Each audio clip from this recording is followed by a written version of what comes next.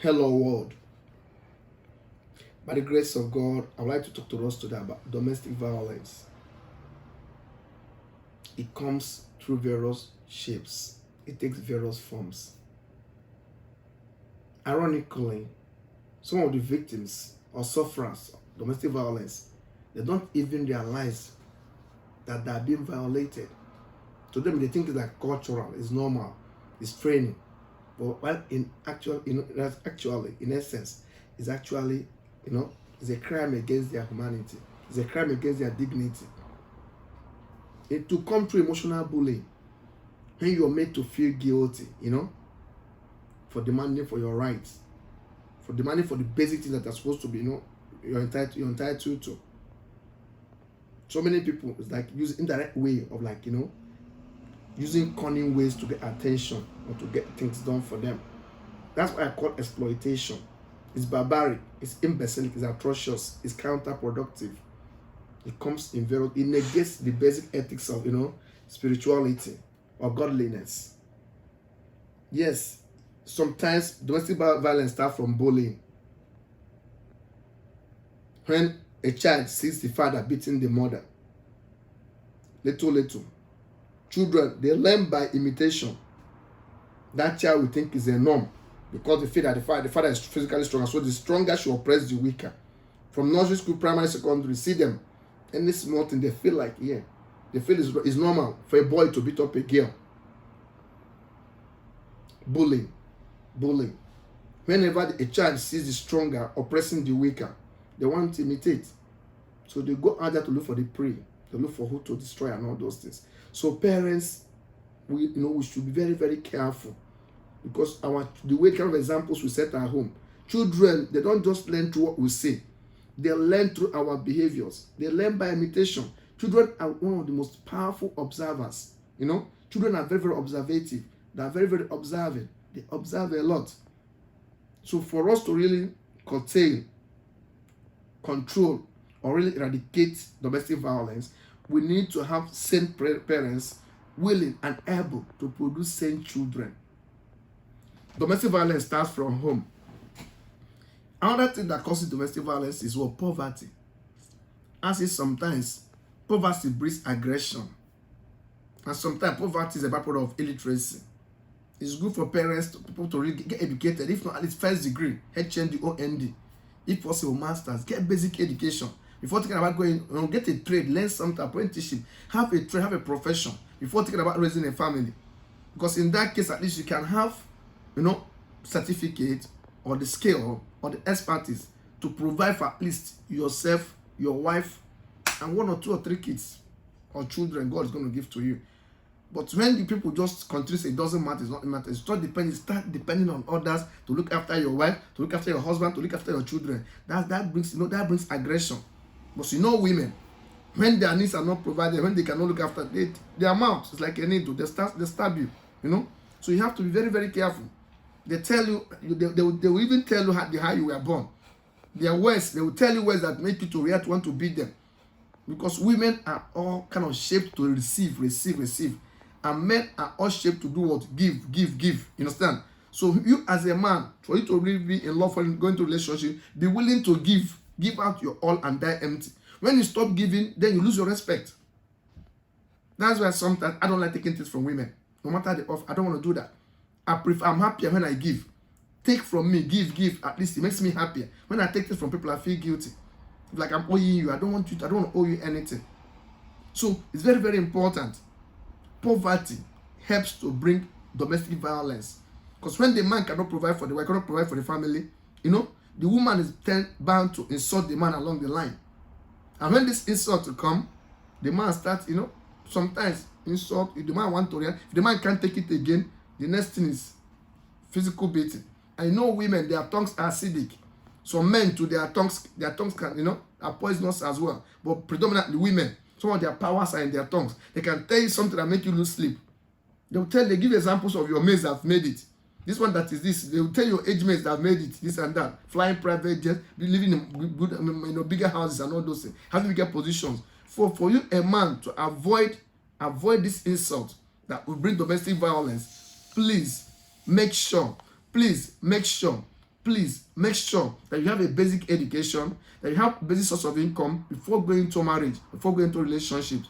At least the one that will think of producing people or producing children. Yeah. Another thing I think brings domestic violence is what? Infidelity. When the man is unfaithful, when the woman is unfaithful, trust is expensive. Not everybody can afford it. People invest a lot in trust. So when this trust is betrayed, it negates the sense of responsibility. It tortures harmony. It deflates the balloon of glory. It kills visions. It destroys a lot. So it's very, very important that we try to be faithful in relationships to avoid domestic violence. Men are dying to be respected. Women are dying to be loved. For there to be harmony in the home, for there to be absence of domestic violence, respect must reign in a home. Love must reign in the home. Very, very important. Very, very important. Very, very important. Then, again, it's very, very important that teenagers are discouraged, or children are discouraged to breed children. And the people should get at least 18, 19, 20, or 20 something, or 30 before they think about getting children. It's appalling. It's counterproductive. It's idiotic. It's imbecilic. It's atrocious. For one to understand, see 13, 14, 15-year-old children, people that just entered their teenage cycle, breeding children, taking pregnancy. How is a 13, 14-year-old, what does a child know? It's still a child going to breed another child. And the society condones this. Because when you let them start having sex in time and everything, what are they going to do? They try as much as they can. Along the line, there's meant to be a mishap. Then the child, the child will take in. The boy will be confused. His own future is going to be, in danger. Then the girls is already finished. Because once you take at the age of 13, 14, what are you going to do? You're going to be a mother. While your mates are thinking about GCSE, you are going to pass this, you are going to university, you have to take care of 9 months is the rest of your life. Then the child, attention, all the stress, trauma, and all those things, the hormones, the hormonal imbalance, a lot comes in. So we should try as much as we can to discourage children from breeding children. Let them get to 18, 19, 20, or 20 something. Then, so that we can control domestic violence. Because when a child, imagine a 15-year-old girl falling in love with a 17-year-old boy or 16-year, maybe at the age of 18 they have a child. Without any skill, how are they going to cope with it? How are they going to cope with it? I'm asking. How are they going to cope? How are they going to cope with it? How are they going to deal with society? How are they going to deal with the trauma? When they're supposed to still be under the tutelage of their parents, now they're in their own and all those things. It's very, like Africa, parents come in to help and all those, but in the Western world, you're on your own. Relatively. Social service only, like they give you a long rope to hang yourself. Because they let you do whatever you want to do, is your life. They help you to destroy your own life. In Africa, there's culture. That's something they will say, don't. Then parents will come in, grandmother, grandfather, all those ones. Because of the nuclear extended family there in Africa. But here, it's more or less it's nuclear. Isolationism reigns here. Almost everybody is on their own. Look at my neighbor. How many years have I lived here? I can't even recognize it. Left there is white, right is white. I'm just out here. Sometimes everybody's minding their business. How many years? So, but in Africa, once you come to any area, everybody knows everybody around, and they look after each other. Once anything happens, the community comes out. Here you're on your own. Your highest, your best neighbor out here in Europe, in Western world, is the police.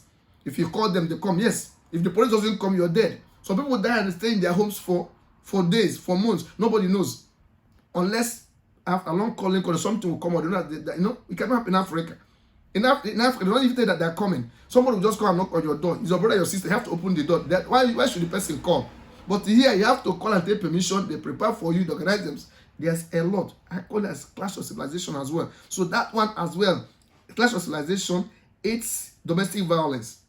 So in order to stop poverty from causing domestic violence, I implore people to really make sure they have skills, they have expertise, they have profession, they have basic jobs they are doing that will help them to have source of income, at least guarantee source of income, not just depending on government, not depending on social benefit, something that help them take care of themselves and their immediate family. Now, That takes me to another thing again. I've talked about who is discouraging children from breeding children. Then another thing, social destabilization. Some of us are byproducts. Some of us dissidents, sinners, criminals, or victims. We are byproducts of the society that made us. So societies are lunatic, mad. So societies are really disorientated. And that disorientation, you know, is like a virus that afflicts or infects most of us, like a bacteria that afflicts most of us. So how do we really deal with this? So a good society breeds good citizens relatively. So the society should be refined. There should be mental orientation. There should be evolution of consciousness. There should be refinement. Because we are what society has made us to be. We are what genes, socialization has made us to be. So a great and well-groomed and educated society breeds civilized, mentality. A great and well-groomed society relatively breeds civilized mentality, breeds civilized citizenry. So I encourage people to be educated, get education, enlightenment, spread the knowledge, disseminate information. It's very, very important for us to have a real moral social order relatively.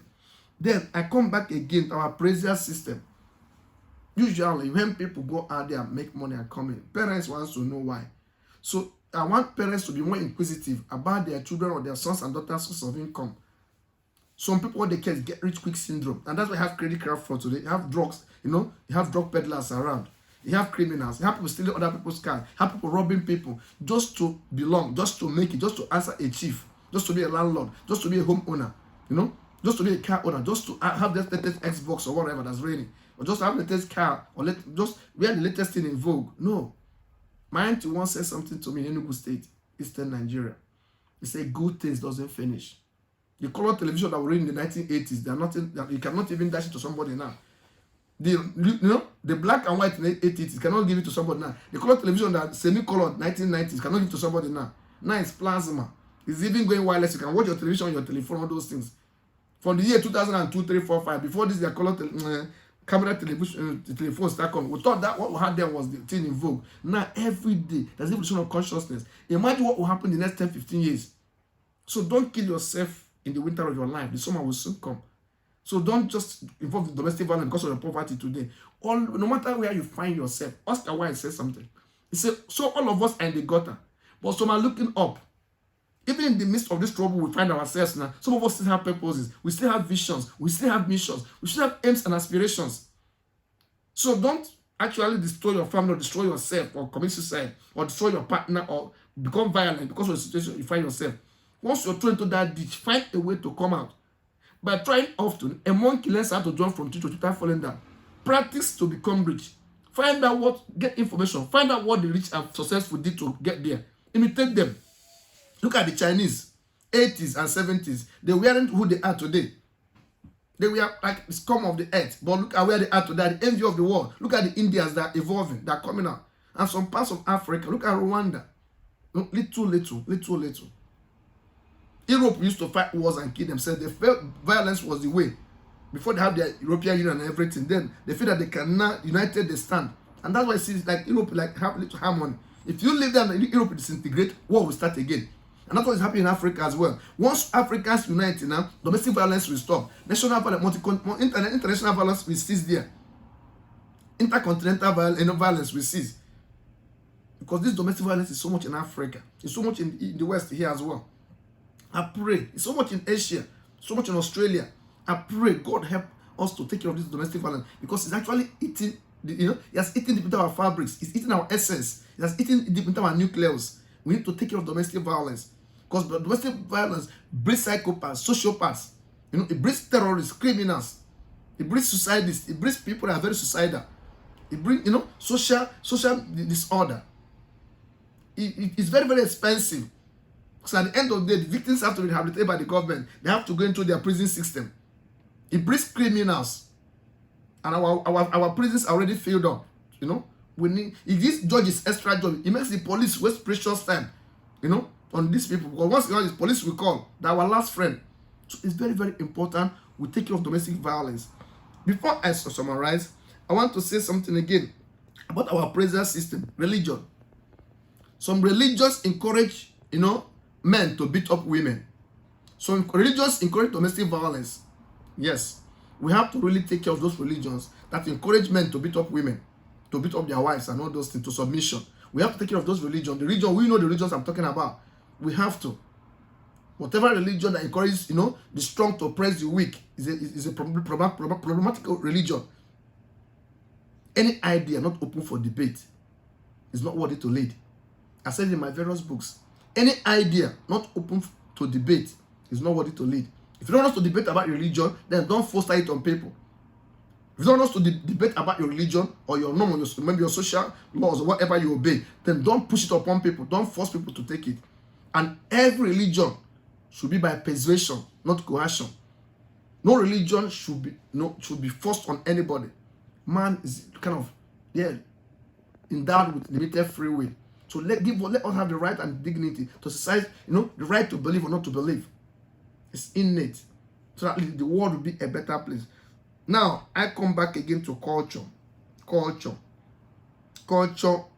actually helps to fuel the fire of domestic violence.